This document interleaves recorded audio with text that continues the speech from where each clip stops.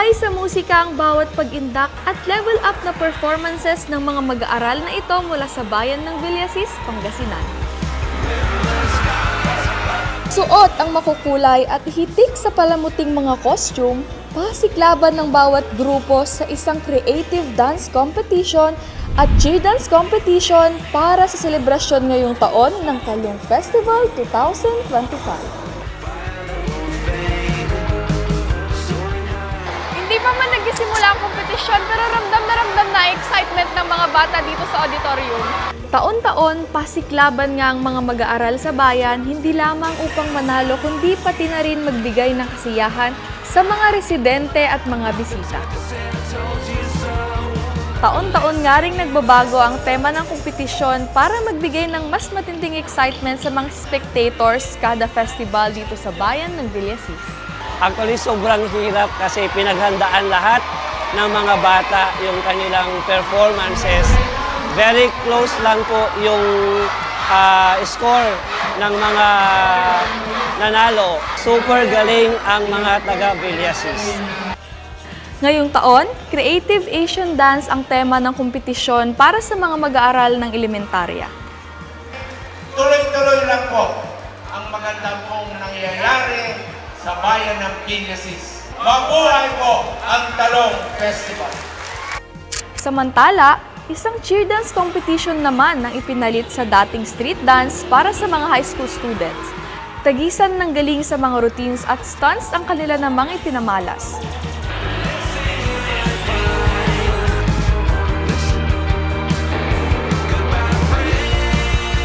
As a coach po ng cheer dance po ng Pias National High School, it's very fulfilling po na may share ko po yung knowledge and skills ko po sa cheerleading. And madadali po silang turuan po and nakikita ko po yung passion sa kanila. Happy, maganda, exciting, ang ganda! Sobrang ganda po ng sayo na to dahil ito yung first time ko. Very happy po, tapos unforgettable po kasi magaling sila lahat. And wala pong natalo. Lahat naman po sila magagaling, tapos pinakita po nila yung best nila. So, good job po sa lahat ng sumali. Grabe ang pinakitang performances ng ating mga cheer dancers, contestants. At syempre, nakakakilabot ang kanilang mga ginawang stunts, tumbling, ganyan. Ang gagaling nyo. At kahit hindi pa sila mga professional cheer dancers, ang pinakita naman nila ay pang-professional.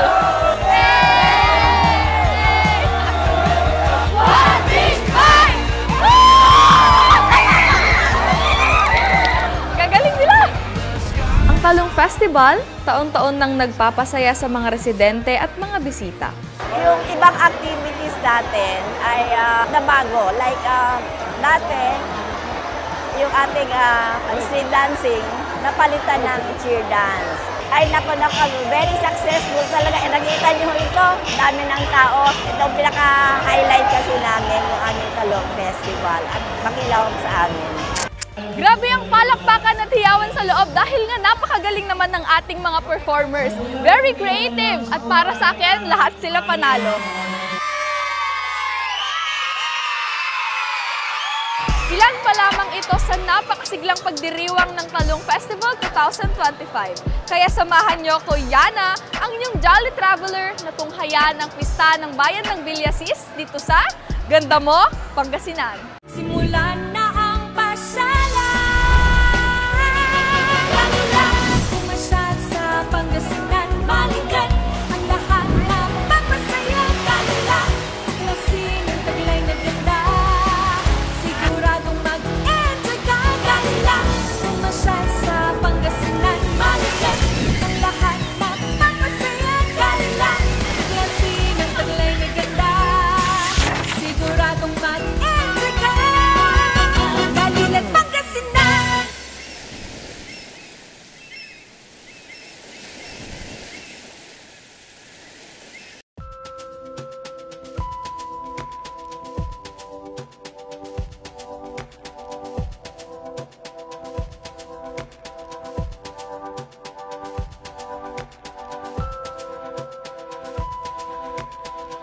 Isa sa mga aktibidad sa pagdiriwang ang tinatawag nilang pinakbet sa Kawa. Dito, 21 barangay ang magluluto ng kanya-kanya nilang bersyon ng pinakbet.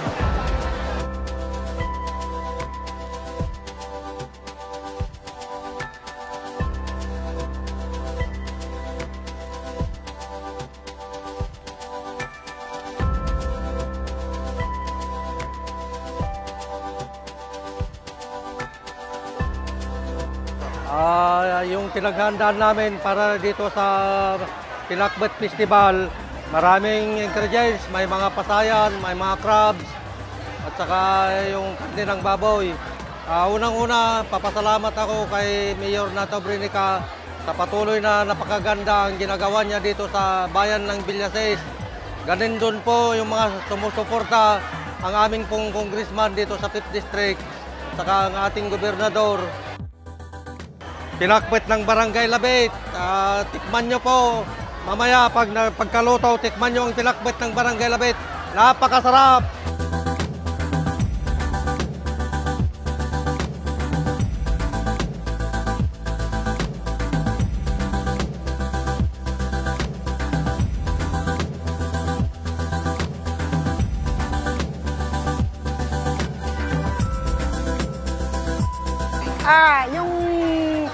Ang ingredients ng aming pinakbet sa Kapulaan ay may tender love and care.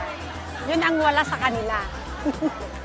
Malinamnam kasi siyempre may mga kumpleto kami ng rekado, mayroon kaming karne ng baboy at mayroon pa kaming bagner.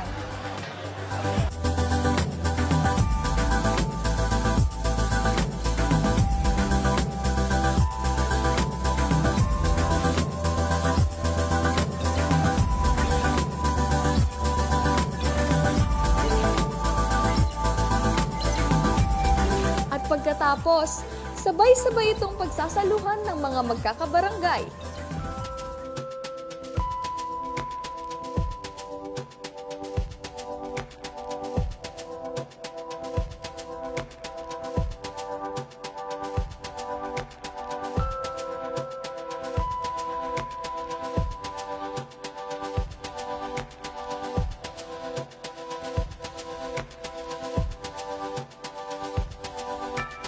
Ngayon, titikman na natin ang pinakbet ng Barangay Karamutan. Ah! Hindi na mainit. Sarap! Grabe, ang sarap! Ang fresh ng talong. Very good po kayo, Barangay Karamutan!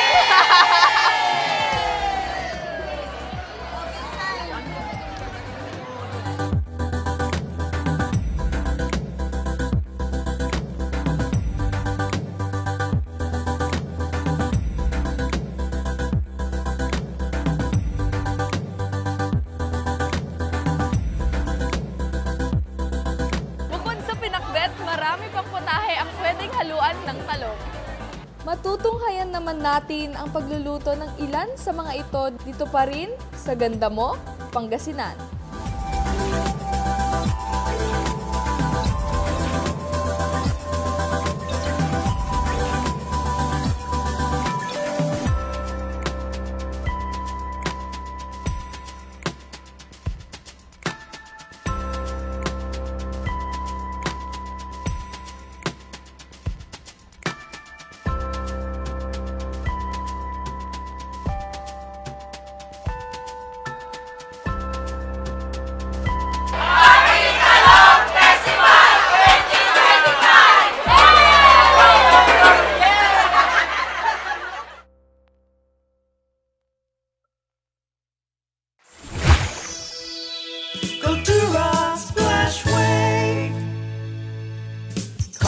Have fun and enjoy the sun.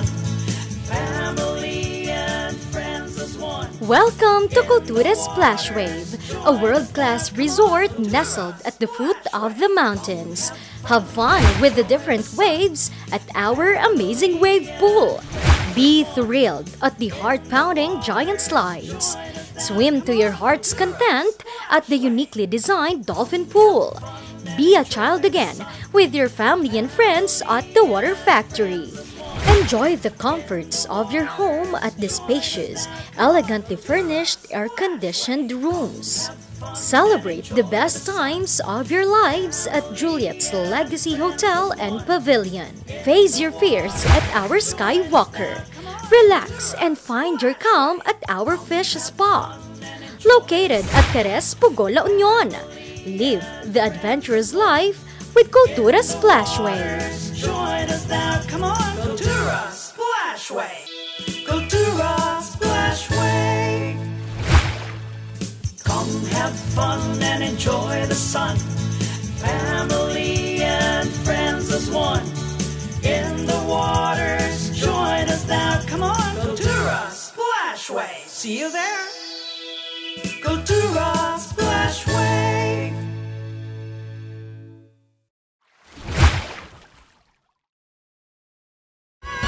Balilan Pangasinan.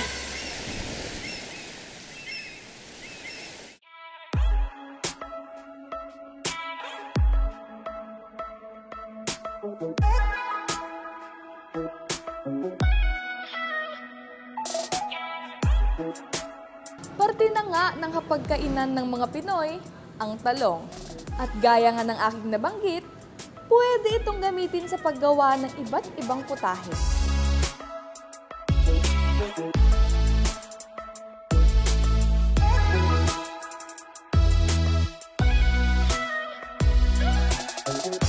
Siyempre, isa sa mga highlight ng taunang Talong Festival ng Villasis, ang Talong Cook Fest. Dito'y magluluto ang mga kalahok at ang main ingredient, of course, talong.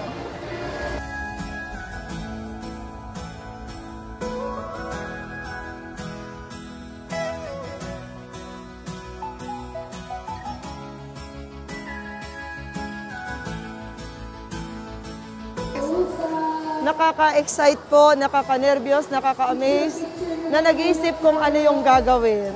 Kasi it's our first time to join. Natutuwa, nasisihan kasi one of the participants. It doesn't matter if you win the contest, what the matter most is you join the contest. Kasi that is the essence in joining the contest. First time ko lang pong sumali kaya excited na, kinakabahan po. Yes na yes, may laban! Hindi ko akalain pwede palang maging sushi wrapper ang talong. Pero very creative siya, very innovative.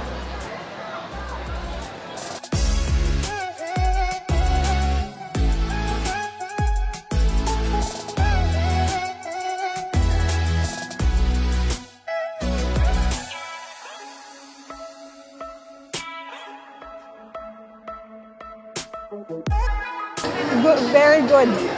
Especially yung pinakbet. Siyempre yung bagong recipe nila kung anong pan ngayon. Dati marami na kasing ng mga nakaraan, marami na kasing mga recipe ang natitikman. Mukhang masarap. Mura nga ng mga masasarap lahat ang recipe ngayon eh. Ngayon naman titikman na natin ang ilan sa mga entries ng Cook Fest ngayong taon. Ito ay ang sushi roll eggplant. Titikman ko na ate ah. Ay, nakaka-excite. Sarap! At ano naman po itong... Ay, wow! Pwede po bang matikman ng inyong recipe? Ito ba? Wow! Tikman naman natin ang eggplant noodles.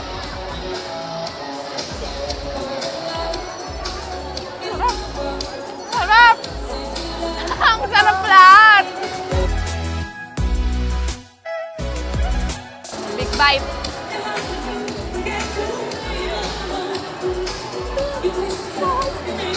Wow!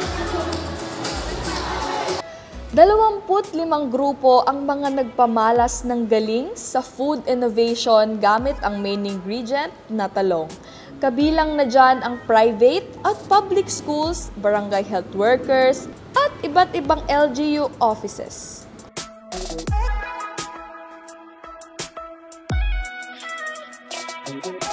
Bilang celebration ng Talong Festival, ito isa sa mga events para may contest tayo per barangay. Kanya-kanya silang innovation sa pakbet. Tapos, isa rin sa mga events yung Cook Fest, all related sa Talong Festival.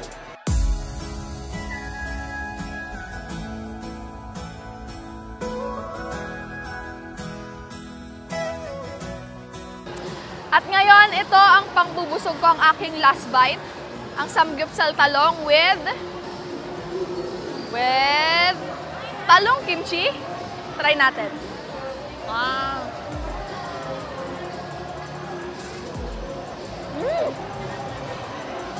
Sarap!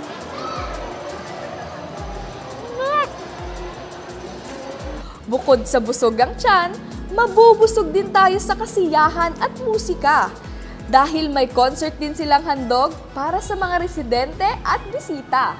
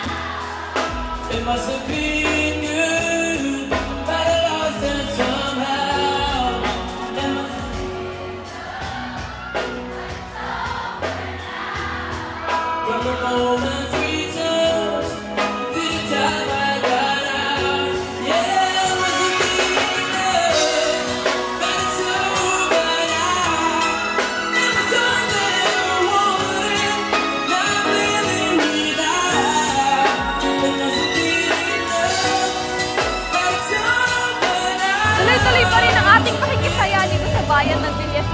Sa ating pagbabalik, atin namang tunghayan ang kanilang Feast of Patron St. Anthony Abbot dito sa Ganda Mo, Pangasinan.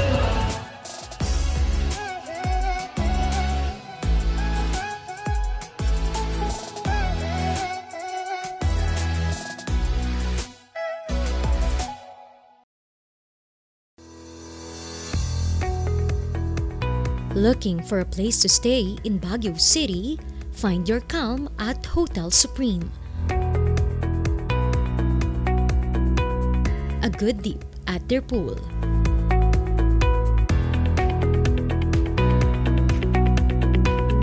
Clean and comfortable rooms with a view.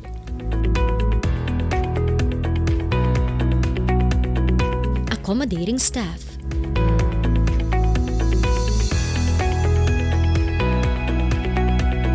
You can also enjoy a sip of coffee at their coffee shop. Good food for a good mood at their restaurants. Spacious halls for events, and many more. A perfect balance of business and relaxation, all at Hotel Supreme.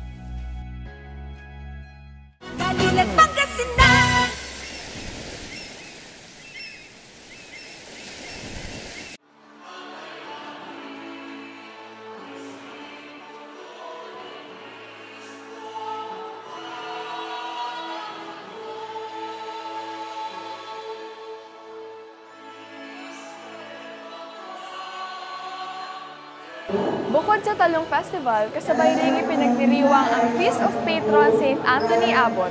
Ginaganap ito dito mismo sa simbahan at sinisimulan sa isang misa ng pasasalamat.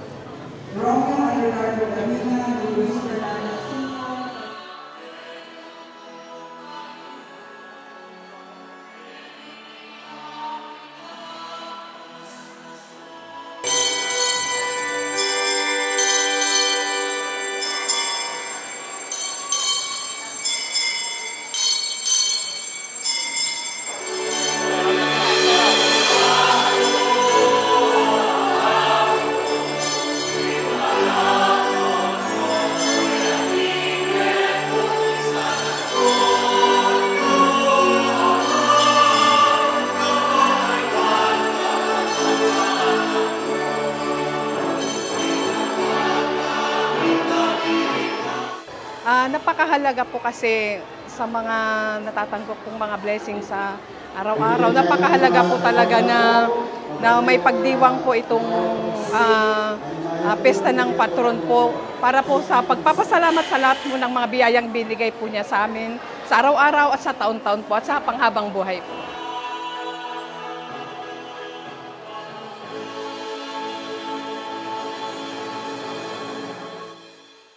Isa lang ang masasabi ko dito, since we have become part of the celebration should have given us the joy that we have St. Anthony Abbot as our patron. He becomes our model. He also becomes an example on how we see our life dito sa mundo.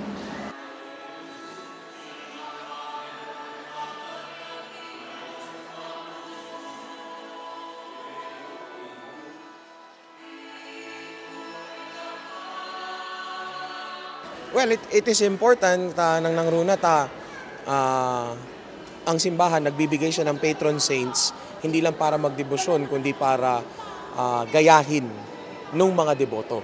So itinamnama tayo kasapay ko madda tayo nga taga Villasis, gapu iti panagrambak tayo kini Apo San Antonio Abad, tuladen tayo kuma ti ehemplo na iti panagbiag iti na Christian one nga panagbiag. Actually, ang Talong Festival was incorporated sa kapiesta ni St. Anthony Abbot. Dati, fiesta lang ni St. Anthony Abbot, fiesta na rin ng bayan. So, siya ang patron natin, siya na rin yung nagsisilbing patron ng munisipyo at ng buong bayan. And then, later on, parang may innovation sa events na idagdag yung Talong Festival. Sa pista nilang para sa kanilang patron, nagkakaroon din ng Sacrament of Confirmation. The symbolism of the Sacrament of Confirmation is to strengthen the soul in its fight against the evil. Ang mga kabilang nga dito ay mga nabinyagan na nakapag First Holy Communion and or at least at the age of reason, 9 years old and above. Ket naragsak mati ri-naon mi ta adutis may nga nakidalo ken aduti papadi nga nakijoin ti misa ken especially ni Apo Bishop ket adamat isona. At saka po yung blessings, maraming nagbigay, nag-share ng mga blessings nila. Nagpapasalamat po kami sa mga taga-Villasis at saka sa mga taga-ibang parokya at sila ay nakijoin sa aming Feast of St. Anthony Abbot. Nagkakaroon din ng munting salo-salo ang mga deboto, residente at bisita. At hindi naman mawawala ang socialization o pakikipagkapwa. Dito'y nagpapalitan ng mga kwento ng inspirasyon, kwento ng buhay, kasiyahan at iba pa.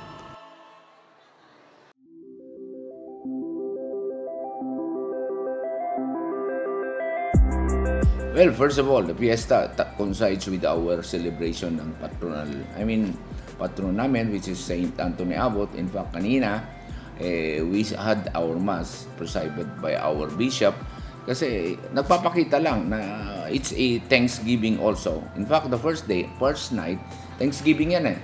Pero siyempre, that's for the religious organizations sa amin dito. We had that yearly, it's a practice already na una sa unang gabi. And then also this morning, we had the Thanksgiving naman para sa ating patron din. For all the blessings that we are receiving for the town Villasis. Yun. The participation, more active participation ng ating mga balikbayans. And of course, mga twists sa aming celebration like of course, this year, the Barangay Night was celebrated. Ang dati-dati kasi, ang ginagawa namin is biggest delegation. Pero sa Barangay Night, we had this kind of CBO dancing competition. So, yun. Yeah, educators, that's one new thing that we had, yung pagbibigay, yung awards sa mga outstanding Villasinians. And of course, last night, after the pandemic, medyo mas magarbo, In fact, I noticed that there are really plenty of balikbayans coming in already. I'm very proud that this year, we were able to get a big support. In fact, this year, nag-gross kami ng 12 million plus eh. So that's already a big leap. Ako talaga na-overwhelmed dahil sa magandang resulta, the success of the Town Fiesta. Isa lang ang salita dyan eh. Isa lang ang word na gusto kong paratingin sa kanila. Salamat. Yun. Maraming salamat.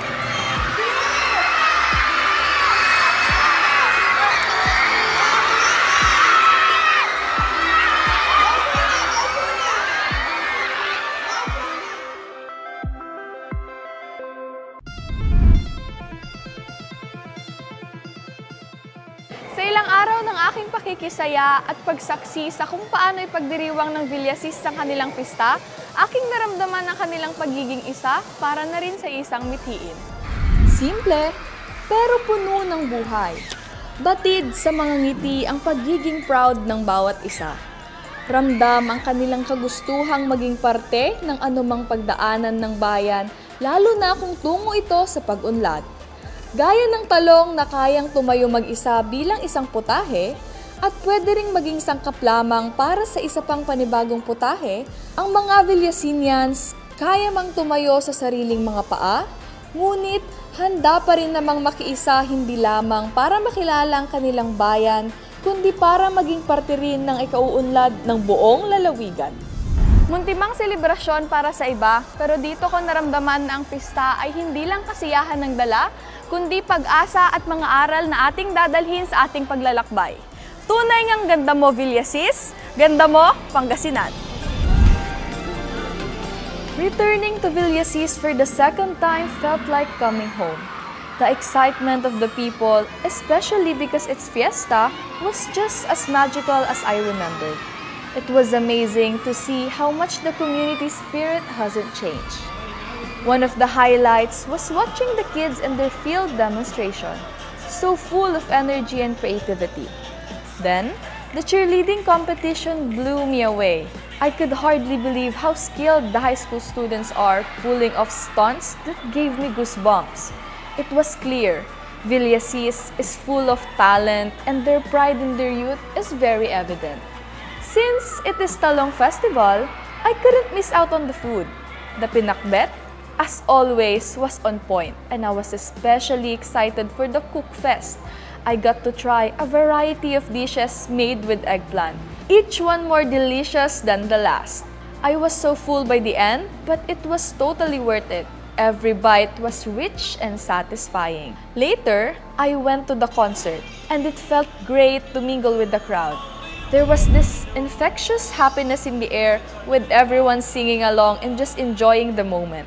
The joy was impossible not to feel. It was like the whole town was connected in that shared experience. I also attended the Feast of Patron St. Anthony Abbot. Even though it is my second visit, standing in front of the church still gave me a sense of peace and gratitude. The traditional feast is a beautiful way to honor their patron, and it made me appreciate even more the deep sense of community and faith that runs through Villasis. I felt feeling incredibly blessed to have experienced such vibrant and meaningful celebration. Happy Talong Festival, Villasis! Happy Talong Festival 2025!